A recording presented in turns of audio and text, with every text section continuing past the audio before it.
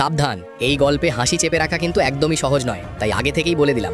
বাবাই নামে এক দারুণ আত্মবিশ্বাসী ছেলে ছিল। সে প্রতিদিন স্কুলে এমন ভাব নিয়ে আসতো যেন পুরো সিলেবাস তার নখদর্পণে। স্যার প্রশ্ন করলেই সে সবার আগে হাত তুলত। ক্লাসে সবাই ভাবতো, ওহ বাবাই তো জিনিয়াস। কিন্তু আসল সত্যিটা একটু অন্যরকম ছিল। বাবাই উত্তর জানুক বা না জানুক, সে এমন ভঙ্গিতে কথা বলতো যেন নাসার সায়েন্টিস্টরাও তার কাছ থেকে নোট নেয়। একদিন স্যার হঠাৎ জিজ্ঞেস করলেন, বলো তো বৃষ্টি কেন হয়? পুরো ক্লাস চুপ, কিন্তু বাবাইয়ের হাত সোজা আকাশে। স্যার বললেন, হ্যাঁ বাবাই তুমি বলো।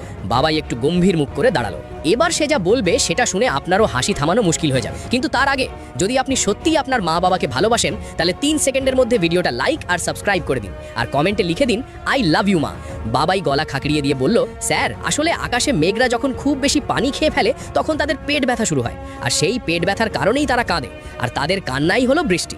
তারপর পুরো ক্লাস হেসে ফেটে পড়ল। স্যারও মুখ ঘুরিয়ে হাসি চাপার চেষ্টা করলেন, তারপর বললেন, বাবাই তোমার কল্পনা শক্তি সত্যিই অসাধারণ, কিন্তু এবার বই খুলে আসল বিজ্ঞানটা একটু দেখে নিও। বাবাই মাথা চুলকে মিষ্টি হেসে বলল, ঠিক আছে স্যার, কাল থেকে মেঘের পেট ব্যথা না বইয়ের পাতাই পড়ব।